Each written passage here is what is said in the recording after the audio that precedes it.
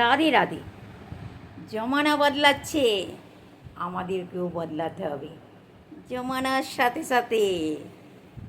আমার দাদি ব্রহ্মা মুহূর্ত সকাল 4টের সময় ঘুম থেকে উঠতেন, উঠে চান করতেন। আমার মা 5:30 6টার সময় উঠে চান করতেন। আমি 7টার সময় উঠে চান করতাম। আর আমার ছেলের বউ সকালে 9টার সময় উঠে চান করছে। জমানা বদলাচ্ছে, আমাদেরকেও বদলাতে হবে। আমার ঠাকুমা ঘরের সব কাজ নিজে হাতে করে করতেন। আমার মা একটু সাহায্য করার জন্যে একটা বাসন মাজার লোক রেখেছিল। আমি তার সাথে সাথে কাপড় ধোয়া আর ঝাড়ু পোছার জন্য আর একটা লোক রাখলাম। আমার ছেলের বউ রান্নার জন্য একটা লোক রাখলো। জমানা বদলাচ্ছে, আমাদেরকেও জমানার সাথে সাথে বদলাতে হবে। আমার দাদি বা আমার ঠাকুমা কখনো আমার ঠাকুর দাদার সামনে মুখ তুলে কথা বলায়নি। আমার মা কখনো কখনো নিজের কথা রাখার জন্যে চুপি চুপি আমার বাবাকে বলতে দেখেছি। আমি কখনো কখনো নিজের মত রাখার জন্যে ছোটো ছোটো ব্যাসবাজি আমিও করেছি, ছোটো ছোটো তর্ক বিতর্ক আমিও করেছি।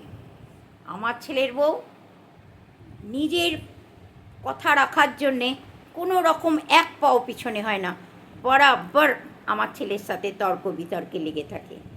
জমানা বদলাচ্ছে, আমাদেরকেও জমানার সাথে বদলাতে হবে।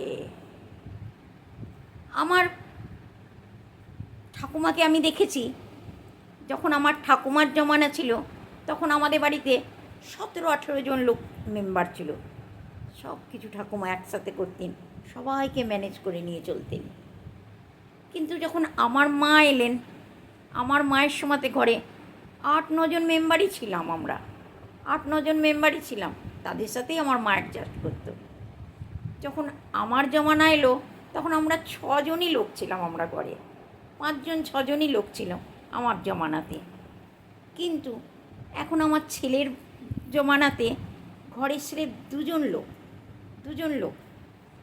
তিসরা বাচ্চা নেবার জন্যে আমার ছেলে আর ছেলের বউ প্ল্যানিং করছে বাচ্চা নেবে কি না নেবে।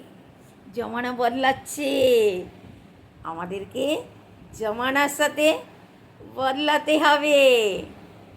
এটাই হলো বাস্তব, সে জমানা আর এ জমানায়। আমি কি কিছু ভুল বলেছি?